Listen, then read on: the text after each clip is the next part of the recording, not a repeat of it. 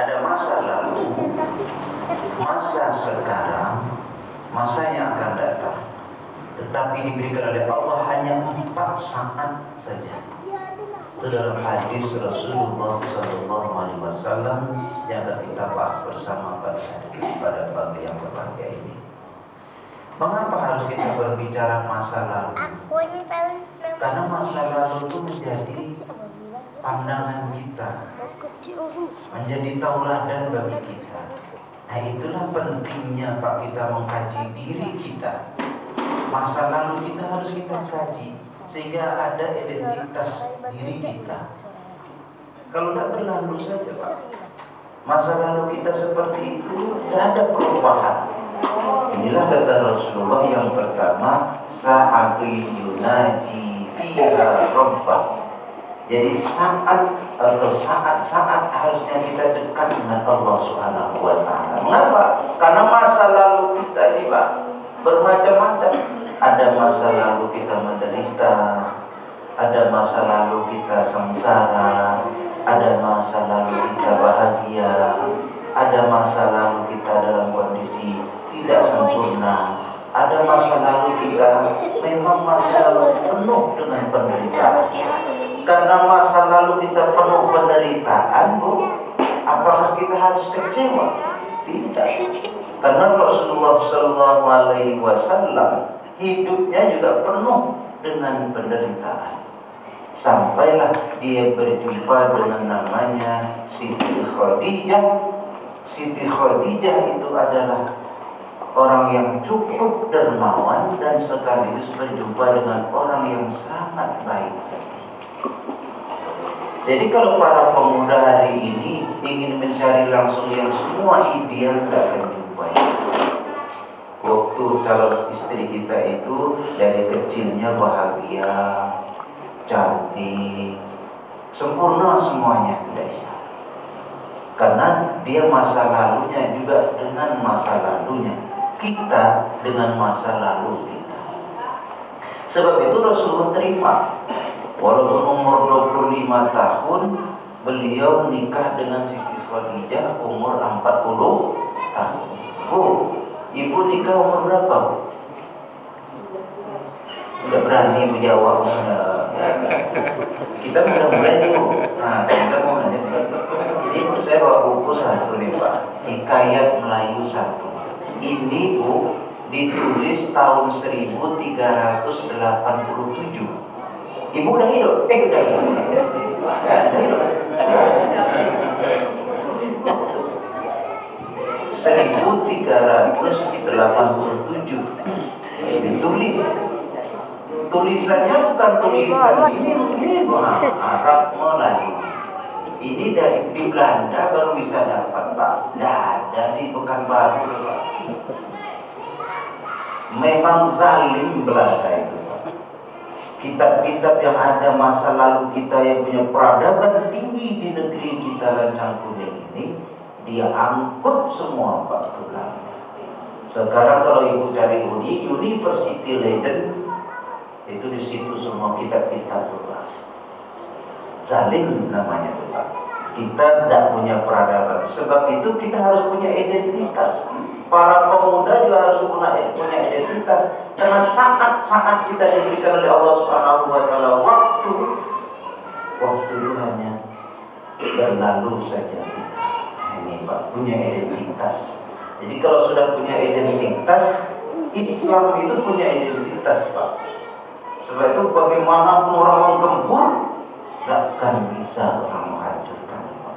Bagaimanapun Israel menghancurkan Masjid Al-Aqsa, tidak akan pupus lupa keimanan manusia. Itulah hebatnya Allah jaga kita. Siapa yang tidak bisa menghancurkan Indonesia ini Pak? Mongol Pak, perang dengan Majapahit, dengan Kartawijaya itu. Lari ditampukkan Pak. Kenapa tidak tahu Pak? Karena bumi kita ini Pak sangat bertuah. Sebab itu masa lalu kita ini harus kita tahu Pak. Kita kaji kembali. Sebab orang-orang sufi itu biasa bacanya man arafa nafsah fahuwa rabbah. Siapa yang bisa mengkaji dirinya, baik masa lalu, masa sekarang, masa yang akan datang, dia akan mengerti kebesaran Allah Subhanahu wa taala di dalam dirinya. Dalam tubuh kita juga kita doa subuh, Allahumma afini fi badani, Allahumma afini fi basari, Allahumma afini fi sam'i. Ya Allah, sehatkanlah jasadku. Jasad kita itu disuruh sehat, kadang sakit. Sebab itulah ibu-ibu yang saya muliakan, masa lalu kita ini harus kita ulang-ulang kaji dalam rangka untuk mencari identitas diri kita. Ini negeri kita ini, Pak. Sebab itu kajian kita kemarin itu menceritakan tentang bagaimana kehidupan Sultan Muhammad Ali Abdul Jalil Muazzam Shah yang lahirnya tahun 1730, meninggal tahun 1791 itu habis waktunya untuk membela agama. Ya halau habis-habisan Belanda itu, Pak. Dia ikut dari waktu masa mudanya, ikut berperang ayahnya Sultan Alamuddin itu. Nah besoknya lusa lagi waktu pas dalam posisi apa? Dia pula berlawan dengan ayahnya. Itu masa lalu, Pak. Perang dia dengan ayahnya. Tapi bagaimana kondisi perang waktu itu? Misiu yang sudah ada, yang dibantu oleh Belanda di Guntung Loji, ada Loji di sana, Pak. Loji itu benteng Belanda. Di Guntung wilayah ada Sungai Apit di sini dengan Sabaau. Nah, di sini ada pulau kecil. Di situ benteng pertahanan Belanda. Habis, Pak, diserang oleh beliau.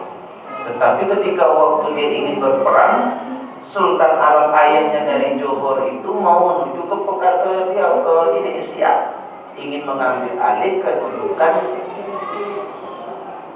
kesultanan. Bagi seorang anak, karena mendengarkan ayahnya, jangan kita berperang satu keluarga karena kita berhadapan dengan kafir. Nah, itu mereka kita kafir. Dan mungkin, Pak, kalimat kafir kita ganti dengan non muslim. Karena ya ayyuhal kafirun, bukan ya ayyuhal non muslim, tidak. Qat'i itu, Pak, qat'i. Jadi Bapak Ibu yang saya hormati, kita mengapa harus mengulang-ulang kaji ini, Pak? Karena tubuh kita juga harus kita ulang kaji. Kita dahulukan waktu masa kecil. Masa kecil kita menangis atau ketawa?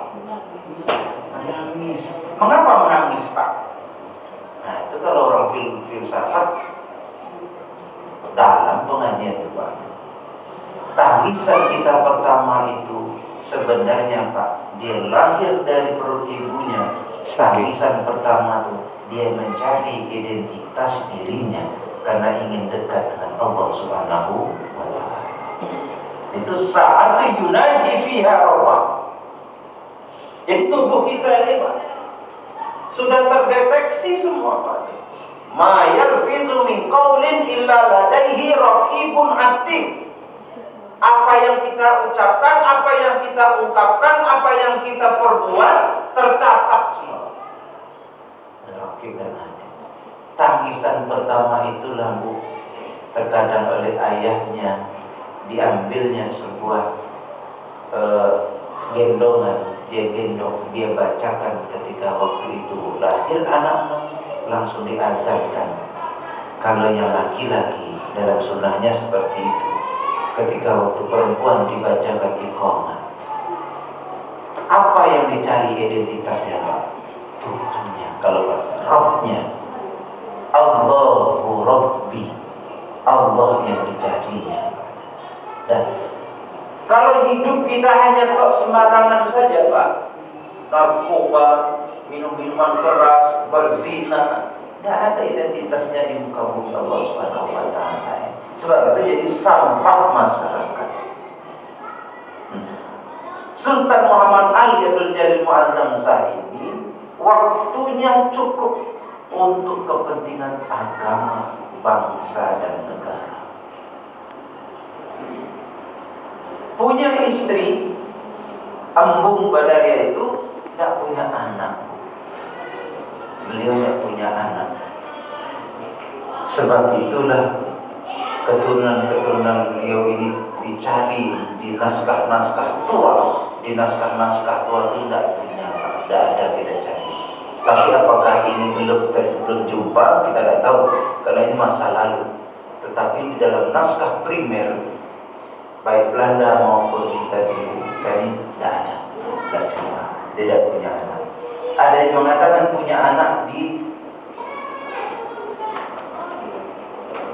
Brunei Darussalam. Ada yang mengatakan di Sarawak, tapi ini belum koordinasi. Dalam tulisan kita dalam kajian akademis belum bisa dimasukkan karena namanya juga kita belum. Bapak Ibu yang saya hormati, inilah saat kita mengkaji diri kita sebagai orang yang beriman kepada Allah Subhanahu wa Ta'ala. Jadi kalau kita tidak punya identitas, Pak, sebab itu Ibu kalau pergi ke pasar punya identitas. Kita, Pak, sebagai seorang laki-laki punya identitas. Identitasnya khas betul. Ini Pak Haji ini identitasnya nampak. Ini nanti kita yang remaja ini punya identitas. Identitas itu diperlukan untuk hari ini, mendatang, dan masa yang akan datang. Bapak Ibu, jadi saat yunaji fiha Allah, saat untuk kita selalu dekat dengan Allah Subhanahu wa Ta'ala, apa untungnya? Apa untung kita? Kita dialog supaya kita lebih mantap. Silakan. Untungnya apa kita dekat dengan Allah Subhanahu wa Ta'ala? Silakan kepada apa untungnya?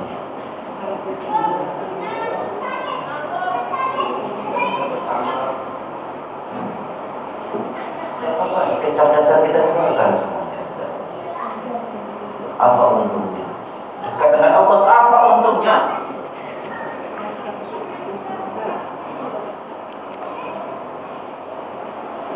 Silakan.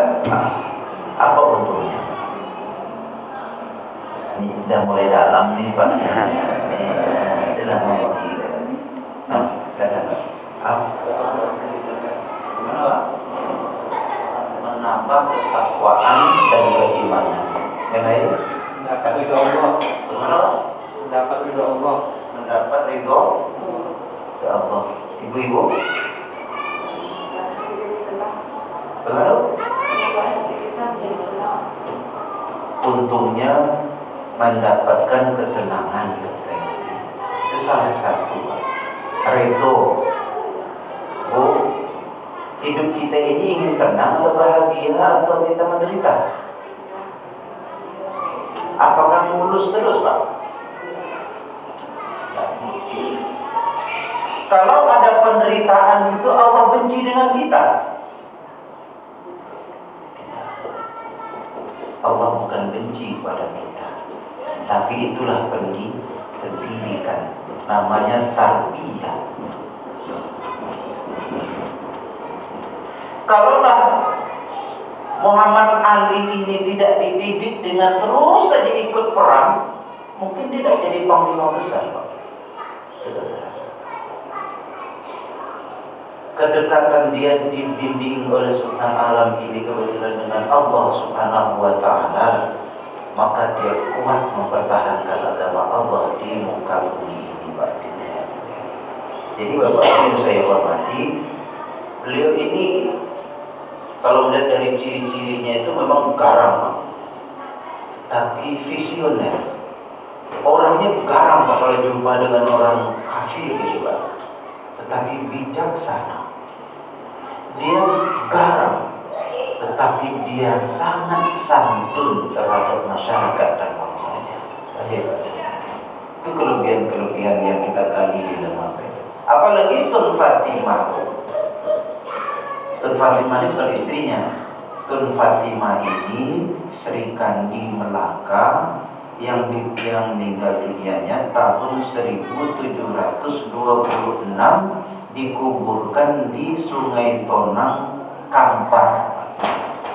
Ini di buku ini diceritakan juga. Ini sejarahnya supaya kita juga paham. Kita ingin kupas supaya satu persatu identitas kita. Nah, ini dia istrinya ini Sultan Mahmud, suaminya Sultan Mahmud. Sultan Mahmud itu dikuburkan juga di wilayah kita, negeri kita ini pada tahun 1700 tahun 1528. Jadi ibu jemaah yang dimuliakan Allah, habis wanita ini tenaganya, pikirannya untuk suaminya, untuk anak-anaknya, untuk bangsa dan negara. Dia gempur melangkah kemari. Pertanyaan kita, Pak, seorang wanita punya anak, Bu, Raja Ali namanya, Bu, yang memerintah di wilayah selatan. Itu juga dia persoalan dengan orang kafir semua, Pak. Karena memang dia dihabisi oleh Portugis. Kita punya Pak sejarah Portugis itu habis, Pak, di Barus tuh, Bapak yang betul dari Barus. Barus itu, Pak, Tapanuli Selatan, Tapanuli Tengah. Itu, Pak, habis, Pak, 40 orang ulama dibunuh semua, Pak. Bapak lihat nanti makam kuburan ulama itu, Pak. Namanya kota tingginya dari situ, itu dikuburkan di situ. Di situ ada Syekh Ismail, di situ ada Syekh Rukunuddin, ada Wahab bin Qobisah, ada yang paling tua itu adalah Syekh Mahmud bin Mu'az bin Jabal, dikuburkan di sana. Di kota tinggi. Kalau Bapak naik ke atas, sudah cerita kemarin itu 900 anak tangga. Teknisnya kalau Bapak mau berangkat ke sana, sama-sama kita, yuklah kita sama-sama iuran kita cari mobil, iuran kita pergi kita sama. Betul lah kata Pak Taslim kemarin. Nah itu caranya. Nah, nanti sampai sana, coba caranya teknisnya itu naik ke atas itu bukan ibu langsung naik aja semangat ibu karena ingin lihat makam Sultan ini, makam Syekh Mahmud Mu'az bin Jabal, ibu langsung naik bergegas-gegas tidak akan sana itu, Pak. Memang tinggi, Pak, di gunung. Caranya ibu, mata kita tadi itu lihatnya bukan lihat ke atas. Kalau lihat ke atas tidak sanggup, Pak. Mata kita itu derajatnya nih. Tangga ikut anak penan saya dulu. Tapi kalau Bapak lama Anda sedang sabar baca itu out keduduk. Karena 2 kali saya di sana, Pak, itu pengalaman, Pak. Kita disuruh oleh penjaga kuncinya sholat duha dulu. Kita bersihkan hati kita dengan takabur. Itu disebutkan, Pak. Ini contoh kecil kita cerita masa lalu, Pak. Saya lanjutkan, Pak. Jadi mengapa? Apa untungnya kita dekat dengan Allah Subhanahu wa Ta'ala? Karena keuntungan kita Pak dekat dengan Allah Subhanahu wa Ta'ala, karena Allah itu sayang dengan kita. Kalau innallaha yuhibbut tawwabin, sesungguhnya Allah itu suka pada orang yang bertaubat. Dan Allah juga sayang dengan kita karena kita memang orang yang suci dan bersih. Saya cerita sedikit tentang masalah suci ini. Saya kembangkan sedikit ya. Suci kita hari ini, Pak, bukan suci hanya zahir, tapi batin juga harus suci. Menghadap Allah Subhanahu wa Ta'ala itu kan kesucian dulu. Maha suci Allah. Bu, banyak hari ini kita yang tidak tahu, Pak, bahwa kita istinja kita itu sembarangan saja, Pak. Istinja kita itu bagaimana kalau laki-laki dan bagaimana perempuan. Itu harus dikaji hari ini, Pak. Istinja, Pak, ya, istinja. Sebab itu disuruh istinja, tahu Bu? Bu, istinja itu membersihkan ketika waktu najis-najis yang ada dalam diri kita. Jadi kita beristinja sesudah pipis, setelah itu disuruh kita duduk. Kalau dalam kita ta'limu, muta'allim itu kita suruh bukan kita menyanyi-nyanyi, bukan. Tapi kita memang untuk mengeluarkan sisa-sisa kecil tetesan kencing tadi. Itu kalau dalam kitab Ubudiyah juga begitu. Setelah itu duduk, Pak. Waktu pas duduk, ada terasa masih ada sisa-sisa. Jangan ibu langsung berwudu. Bapak jangan langsung berwudu, Pak. Nanti dalam perjalanan Bapak masuk ke masjid, mau ke masjid, menetes deh, Pak. Tetesan itu di celana dalam. Mohon maaf nih, saya buka aja dan masjid kita oleh orang lain. Di menetes di sedikit, Pak. Akan tidak tahu dulu, Ustaz. Nah, jangan jawaban tidak tahu. Ibu terasa, Bapak kan terasa itu, Pak. Tetesan itu menempel di celana dalam kita. Mohon maaf, saya buka-buka, saya kembangkan. Celana dalam kita kalau sudah bau, tidak usah dipakai lagi, Pak. Yang bertigo nyoba dasar di rumah itu celana dalam, bau jarum itu lah, itu pakai. Kalau tidak, jangan bawa ke masjid itu. Kalau sudah dekat bau, rasa, warna, itu apa? Kalau warna, Bu. Kalau dah berwarna, tidak usah tinggalkan aja lah, Pak, dalam cucian.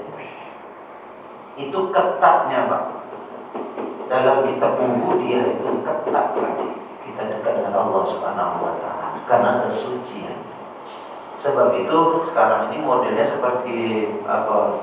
Baju-baju jubah itu seperti Pak itu. Mandi lepas semua tidak banyak kebat sana kebat sini kan. Bapak Ibu yang saya hormati, inilah pentingnya kita, Pak, mengkaji kita diri kita. Bukan mengkaji terus istilah tasawuf, bukan itu, tapi kita mengkaji diri kita. Sangat-sangat untuk kita selalu dekat dengan Allah. Sebab itu pertanyaan saya tadi, mengaku apa untungnya kita terdekat dengan Allah? Itu jawaban ibunda tadi itu katanya, ingin tenang. Sudahkah? Nah, pertanyaan yang kedua, sudahkah kita mendapatkan ketenangan? Nah, belum, Ustaz. Karena tenang itu abstrak katanya. Bisa kita rasakan, tapi tidak bisa dilihat. Tidak bisa dilihat. Tetapi dari rangkaian keimanan kita itu at-tasdiqu bil qalb, at-taqriru bil lisan, al-a'malu bil arkan. Kalau sudah kita terhunjam kuat keimanan kita kepada Allah Subhanahu wa Ta'ala itu, Ibu selalu kirim surat dulu dengan Bapak. Pernah jatuh cinta? Enggak, katanya Pak. Ibu kalau tidak punya rasa cinta, bahaya. Waktu kirim surat pasti begini, Bu. Kanda, main kanda. Suasana kita corona, Kanda. Kita tidak bisa tidur bersama seperti dahulu, Pak. Yang satu lagi di karantina, yang satu lagi di rumah sakit. Merasai kami, Pak. Itu surat cintanya, Pak. Sebenarnya surat cinta itu yang selalu kita, itu pun diulang-ulang kalimatnya, karena rasa rindunya ingin dekat dengan yang kita cinta. Rupanya surat cinta itu surat Al-Quran itu, Pak, yang saya baca. Itu Pak Imam tadi itu mendayu-dayu membacanya, Pak. Jadi mengapa, Pak, kita harus selalu mengkaji diri kita? Itu, Pak, tingginya filosofinya dalam hidup dan kehidupan kita. Bapak-bapak, ibu-ibu jamaah subuh yang dimuliakan Allah, inilah, Pak, yang diterapkan oleh wilayah kita ini, Pak, memang milik umat Islam hari ini. Orang berbondong-bondong ke Indonesia hari ini, Pak, karena di Indonesia ini peradaban tua rupanya. Para ilmuwan mengkaji masa lalu di Indonesia. Bagaimana perjuangan umat dahulu, banyak ditemukan, Pak. Banyak ditemukan, Bu. Hasil-hasil penelitian para ilmuwan hari ini itu masa lalu. Coba baca di YouTube, di apa semua para ilmuwan sekarang mencari kehidupan kita. Nah, rupanya, Pak, memang betul, Pak. Memang kita ini diberkahi oleh Allah Subhanahu wa taala. Kemarin sudah saya ulang kali pada pertemuan dengan Perdana Menteri Singapura pada 2000 sebelum Corona. Memang cerita, saudara-saudara, lihatlah negara kami, isinya hanya kaca-kaca. Memang iya, Pak. Gedung-gedung kaca-kaca, gersang katanya, gersang. Bapak datang kemari ngapa katanya? Ya, Pak. Bapak ini datang dari jauh-jauh dari negara-negara ini mengapa kemari? Sebenarnya Bapak hanya mencari hiburan saja. Tapi di sini tidak seperti menenangkan batinnya, Bu. Rupanya juga kayaknya. Yang kedua, apa saja yang dicari oleh dunia ini ada di Indonesia. Itu Bapak yang saya mati. Patutlah Belanda, Portugis, Inggris, Pak. Sekarang yang berduyun-duyun betul yang mau datang kemari, Cino, Sipit, Mato. Datang dari Indonesia, Pak. Apa yang ada di Indonesia, Pak? Itu artinya, Pak, negeri kita ini penuh keberkahan di dekat Allah Subhanahu wa taala. Nikel, minyak, sawit, semua Pak yang Anda bisa disebut oleh beliau semua. Apa saja yang dicari oleh dunia ada di Indonesia. Timah hitam. Nah, kalau Bangkinang, itu ada Bangkinang sebelahnya itu kan ada Stanung itu timah, Pak. Itu dulu timah tuh, Pak. Timah. Zaman-zaman tahun-tahun waktu itu. Berduyun orang ingin mengambil tali, rotan, kayu. Menurut informasi yang akurat, Nabi Nuh itu, Pak, membuat kapal itu kayunya itu bukan kayu dari mana-mana, tapi dari Indonesia. Waktu itu mungkin dekat jaraknya, Pak, bisa membuat perahu sekuat itu ya, Pak. Jadi Bapak Ibu yang saya muliakan, ini sebuah penelitian seperti ini harus bagi yang muda-muda hendaknya terus dikaji. Karena dalam rangka untuk mengetahui identitas kita. Kita ini hebat, Pak, identitas kita di negeri kita ini. Sebab itu orang semua ingin menghancurkan Indonesia. Kerajaan Asahan, yang kebetulan bapaknya dari Sumatera Utara. Kerajaan Asahan itu dihancurkan, siapa yang menghancurkan? Adalah PKI. 3 putrinya, Pak, diperkosa. Dia, Pak, dicincang-cincang di depan raja, Pak, dibuat seperti itu. Disuruh, ini kerja PKI ini, Pak. Semua masyarakat disuruh benci terhadap sultan. Seperti itukah sifat Sultan Asahan? Tidak. Karena ketaatan dia kepada Allah lebih lagi. Punya anak, menantunya juga ada dari Hadramaut. Sama kita, Pak. Dan saya lanjutkan, Pak. Jadi saat untuk kita dekat dengan Allah Subhanahu wa taala, keuntungannya itu, Pak, dunia dan akhirat. Kedekatan kita kepada Allah Subhanahu wa taala itu bukan menguntungkan diri kita, Pak. Wallazi anzala sakinata fi qulubil mu'minin. Dialah yang menurunkan ketenangan, sakinah, tenang. Tapi ayat sebelumnya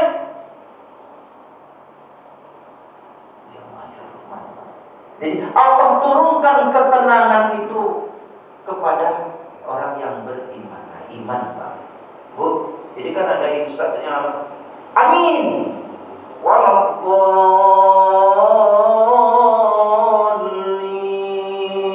Amin. Amin aman Pak, artinya aman. Masa begitu aman? Kalau amin, perkenankanlah ya Allah. Mana ibu pilih? Yang kedua. Jangan ikut-ikut pula. Jangan ikut-ikut pula, Pak.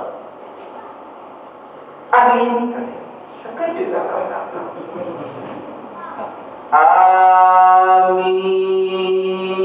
Nah, betul Pak. Perkenankanlah ya Allah. Pak Imam baca mendayu-dayu, kita perkenankanlah ya Allah. Jadi Pak, Ibu-ibu yang saya hormati, disinilah kita pentingnya selalu mengulang-ulang kaji, Pak. Karena kita akan mengerti diri kita. Anatomi tubuh kita ini Pak, kalau kita kaji Pak, ya Allah ya Rahman. Ada ginjal, ada empedu. Anatomi kita ini Pak dipersiapkan oleh Allah Subhanahu wa Ta'ala, jangan dirusak. Salah satunya tadi itu Pak, kalau dia tenang Pak, darah kita tenang. Tapi kalau Bapak emosi aja terganggu dia Pak. Sebab itu emosi kita itu jangan sampai melewati batas. Kalau sudah setan saya keluar, setan pula yang dia setan. Jangan ya Pak. Dan tidak lama lagi nanti stroke, inna lillahi wa inna ilaihi raji'un. Itu Bapak. Jadi tubuh kita ini kita yang untuk apa kita berdekat dengan Allah Subhanahu wa Ta'ala? Sebenarnya Pak sudah disiapkan oleh Allah untuk ketenangan itu. Ada orang yang Pak sholat pun tidak tenang. Allahu Akbar. Kalau sudah Allah Akbar itu haram Pak kita yang lain-lain kita kerjakan. Contohnya, udah Allahu Akbar. Bu, kebetulan ibu kan dasar Allahu Akbar itu TV-nya kan bunyi tuh. Pak, matikan apa? Semuanya dibayar. Karena haram hukumnya Pak. Waktu kita juga dalam kondisi sholat, tidak boleh juga kita Pak. Begitu nyamuk.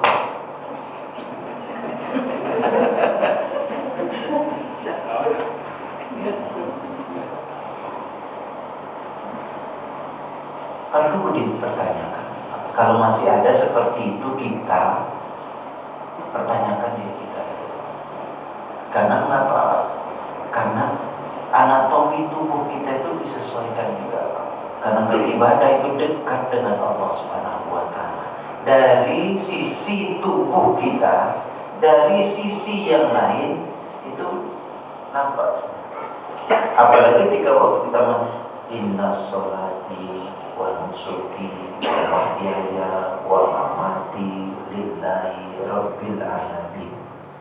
Itu akhir ada visi dan misi kita dalam hidup dan kehidupan kita ini. Jadi tubuh yang diciptakan oleh Allah Subhanahu wa Ta'ala, kalau sudah dia tenang, ya ayyatuhan nafsul mutmainnah.